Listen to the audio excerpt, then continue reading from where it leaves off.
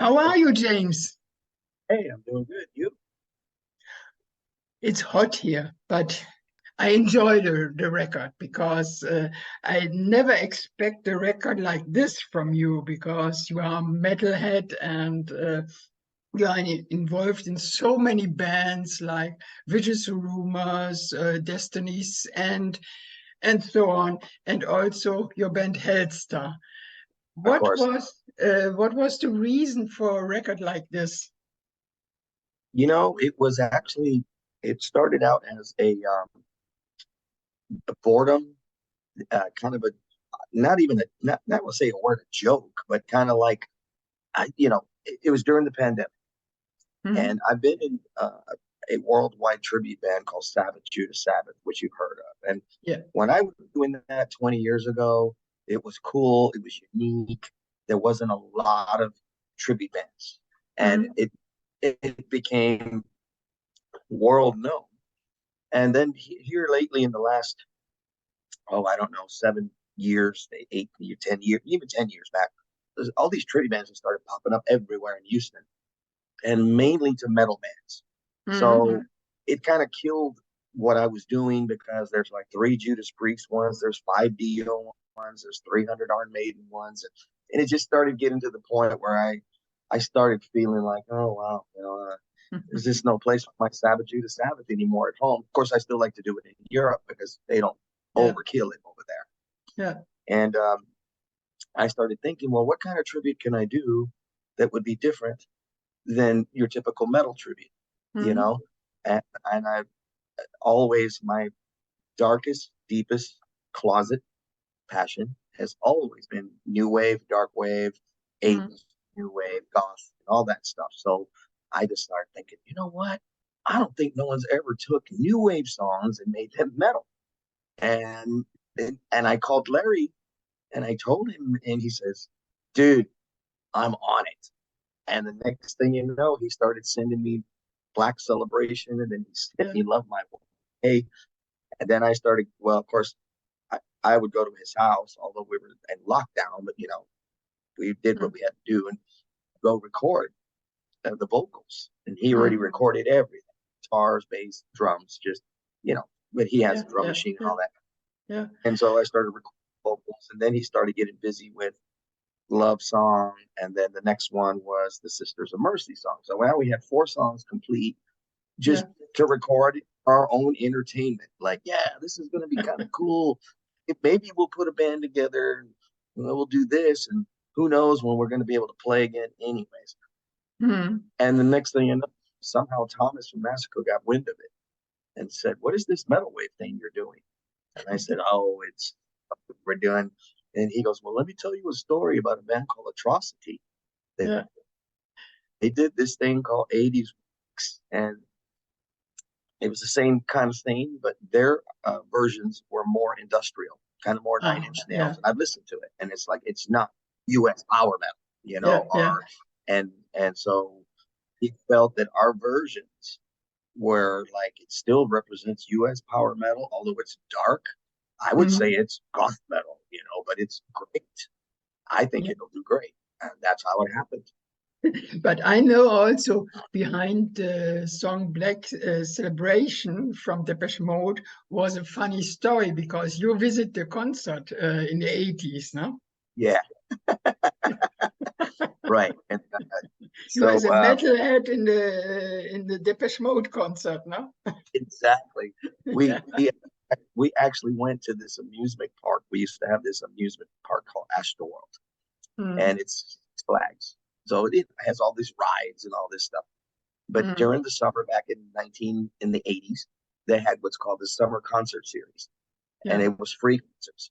And all the bands that played there were the Goo Goo Dolls, I mean the Go Go Girls, Duran Duran, you name it, In Excess, da da da Yeah, da, yeah, and Depeche Mode. So one Saturday, Larry called me and said, "Hey, dude, I got 2 tickets to Astroworld." And I said, "Oh wow!" Believe it or not, we used to get up early back then, even though we were party animals. But we did. So I said, "He goes, dude, I tell you what, you go get the acid, and I, I got the tickets, and dude, we'll go make all the nerds and stuff. And I go, yeah, because it's always these little nerdy new wave bands that play, right? He goes, yeah. And I go, well, which band is it today? He goes, oh man, it's that band, people not people, Depeche something. Oh, Depeche Mode. Yeah, yeah, yeah. Let's go, man. Fuck with everybody. So we made sure we had our denim jackets with the venom patches, Slayer, the Merciful Fate, and all that stuff. And then during the rides, we're messing with all the little nerdy flock of seagull punks and all that. But then all of a sudden, that started hitting us. And he goes, hey, man, I think it's time to go to the concert now. And I go, yeah. Now I'm already like way out there, like Jim Morrison. I'm seeing unicorns and all kinds of stuff. So we get into the concert, and then we stop, and then he stops. He's looking like, oh my God. He's like, man, dude, I don't know. These people look more dead than we do. Because everybody's in black and they're pale, and there's like, no expression, no nothing. I go, dude, are they zombies? What the hell's going on here? We didn't know that at that point, Depeche Mode had, because of the album Black Celebration, they already had swooped up that goth fan base. Yeah. And so that's what happened. And when they came out, they opened up with Black Celebration and the fog, and then behind a big kabuki drop and all the silhouettes, it just like it was like a King Diamond show. We were like, these guys are metal, man. In a different way. But you like the sound from the wave, dark wave or wave. But, oh yes, I love all that stuff. To this day, I listen to in the car. Because it's also, I like one of the highlights from me is also Everybody Wants to Rule the World from Tears for Fears. It's also an incredible song on the record. Oh, thank you. And the sound is totally different from the original. Oh yeah. The only thing we concentrated on was trying to keep the vocal melodies exactly the same. Yeah. That we didn't want to alter too much. The only thing that we actually did was add my range that they don't have, which made it metal. You know what I mean? So that's all that but we concentrated very hard on not messing with the actual melody lines that the way that they kind of were on all the original songs. They just they have a different character, and I have more range than all those singers do by far, because they didn't have a lot of range and they didn't need it. That was not their style. They didn't necessarily need Bruce Dickinson singing for a psychedelic furs, so so I'm sure that would sound amazing, but yeah. Also the second is a song for me, Shock the Monkey. This song received a very dark tune because it's darker than the original. Was this important for you to make? Normally a band played cover songs and they play it like the original. Was it important for you to make it different?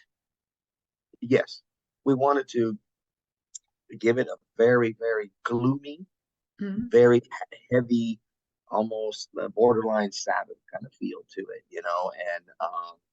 and Larry, again, the maestro, he's the one who reconducted all these songs musically, and when we get in there and start singing the songs, he goes, dude, this song, you got to be very aggressive and almost like Alice Cooper meets Dio, and just kind of, because when you listen to these songs for so many years, and it never failed. Every time I started singing the songs, he would stop recording and he'd go, dude.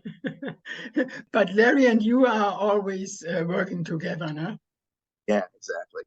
Yeah. We're not doing the originals. Don't be so nice. Don't try to sound like Peter Gabriel. Because I was going, cover me, won't you? He's like, no, dude, monkey. Okay, Dio, and I'm like, oh, okay. It's like, dude, get a metal version of this. Yeah, Don't yeah. be James Rivera. Be James Rivera. You know, and I was like, because I was always trying to sound like those, even with the Tears for Fears song, you know, and the one that he really did is The Cure. Please don't come in here and start whining like Robert Smith, dude. It was, I want you to use that very Dracula, very Bela Lugosi, David Bowie kind of voice in the beginning, and then climb to the regular James Rivera voice. He goes, because that one in there, you know. Oh, no. See, well, Robert, I love him to death, all right? Yeah, but he is, I love his girlfriend, and he's always heartbroken. And, But it's a metal record. It's a metal wave record, not a wave record. Yeah, exactly. Exactly. And you know, what's amazing is that there's a handful of people that reviewed it that didn't like it at all. And what was really amazing, why they didn't like it, is they said that I steered my voice away too far from the original singers. Well, how would you expect this to be a metal record if we really had Dave Gahan's voice on it? It would be pretty weak. It makes sense. Yeah. So their reviews didn't make sense to me. I said, because it's a metal version of these songs. One song is normally I'm 30 years. I make 30 years now interviews with bands, and I heard about the band Bauhaus, but never heard a song from this band, from Bauhaus. The Bela Lugosi's Dead. That's very interesting song. Why do you chose this one? Because he was considered he's considered, like Ozzy is considered the godfather of metal, so to speak. Peter Murphy is considered the godfather of goth and Bauhaus in general, because that was his first. Yeah, but they are also Lugosi's Dead is just almost too perfect for us, since I have a vampire image. So I mean, it had to be. It's so funny when I saw the video and you with the vampire teeth. You take this off now? Yeah, I did. Yeah. I was going to leave them on, but I thought, oh, no. Why you chose two songs from the band Cult? The Cult. You are a very big fan from the band? We only got one song from the Cult, Rain. And The Killing Moon? Oh, that's Echo and the Bunnymen. Oh, really? Yeah. Okay. I don't found it in the info. Oh, yeah. Echo and the Bunnymen. Ah, The Rain and Killing Moon is Echo and the Bunnymen. Yeah.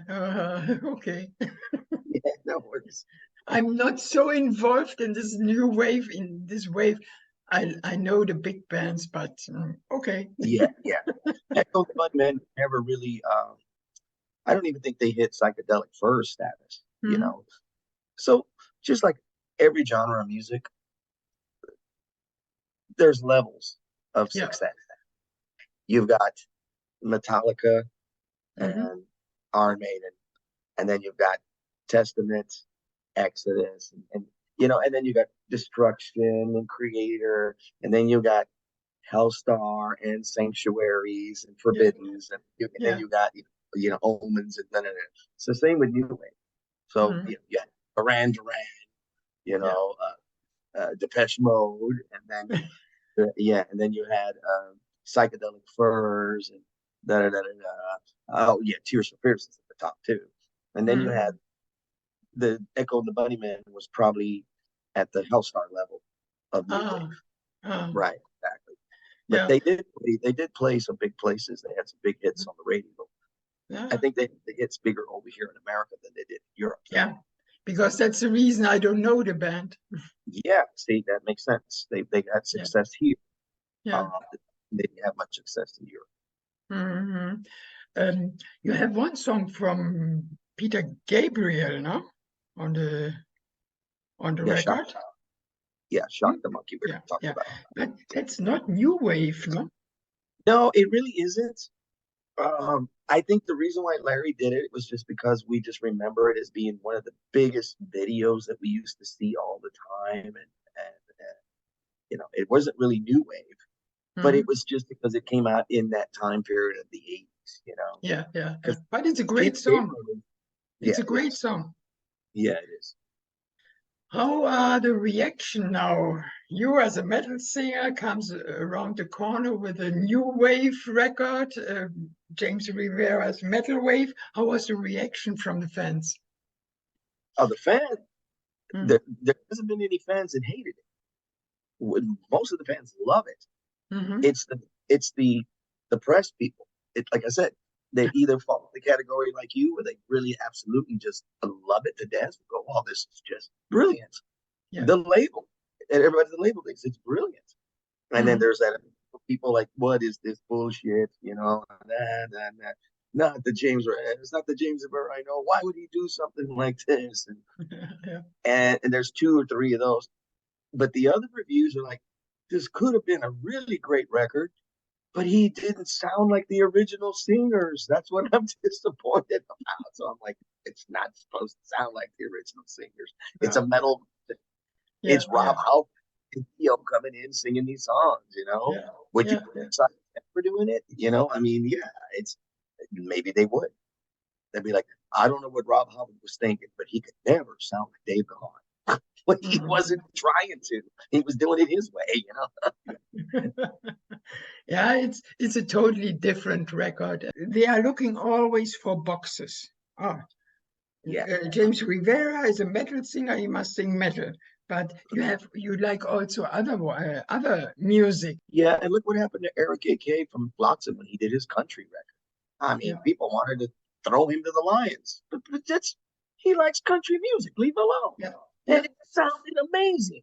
yeah. He sounded like a real country singer. I mean, he even had the twang. Well, I'll tell you what I'm going to do.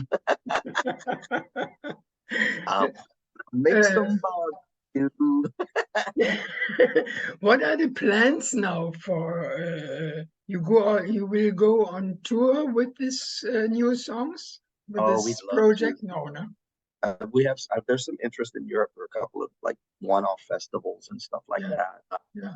Because the one thing that we do know that there's like a certain group also from Berlin and um, Oberhausen by the Dortmund area Yeah. promote really love the metal wave, and their head is like they're outside the box. What we see is we see James Rivera's Metal Wave and Unto Others together on a show. That would rule.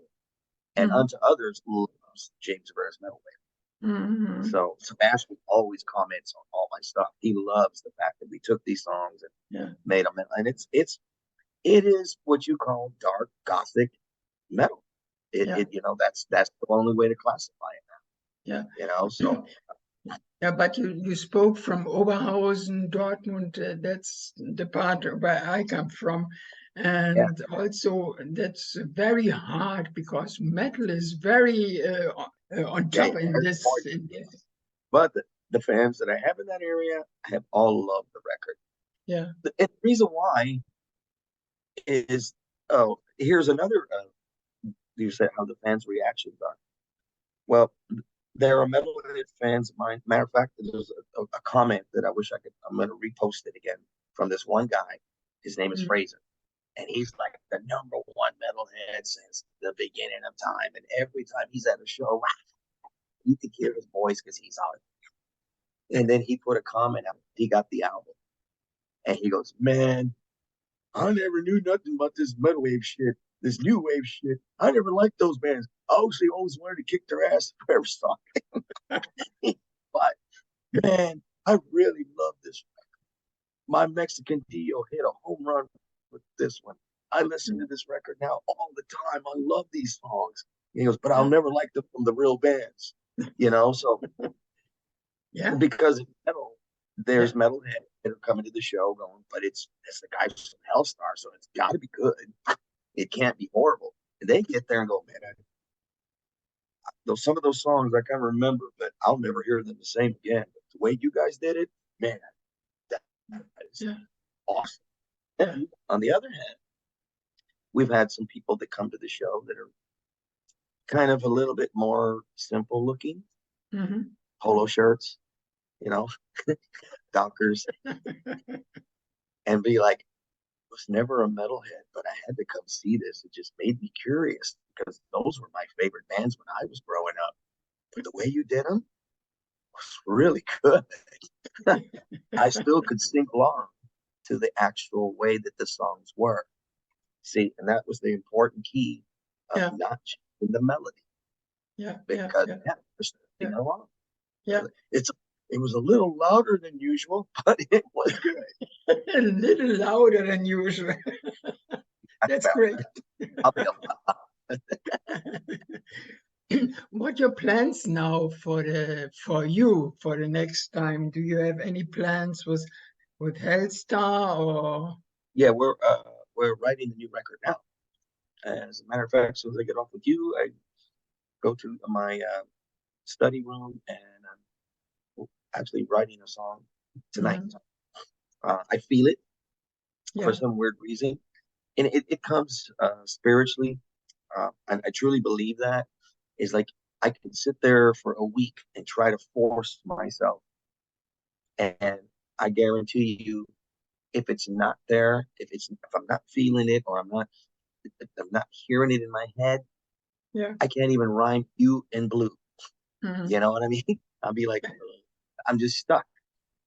But then all of a sudden, and you know what makes me so mad is that the magic of being creative, whatever that ghost is, why does it always have to wake me up at 3 a.m.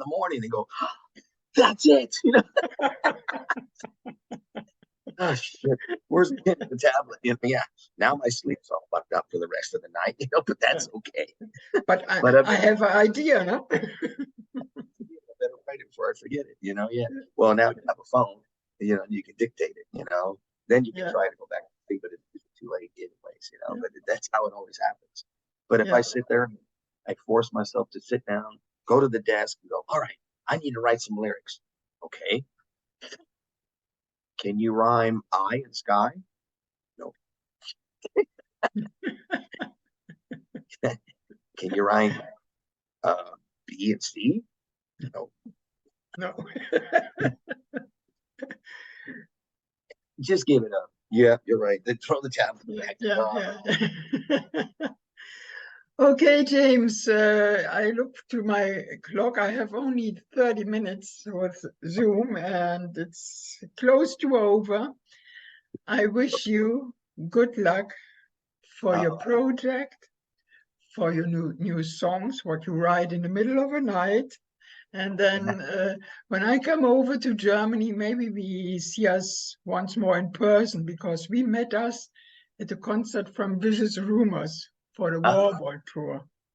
And that's a couple of moons ago. And you know what? You're the only other person I know that uses that word. My dad used to use that word and I use it. I was like, oh yeah, dude, that was moons ago. A lot of moons ago. Well, hey, much for the interview. And you take care of yourself. And you too. Okay, James. Right. Bye-bye. All the best for you and take care. Bye-bye.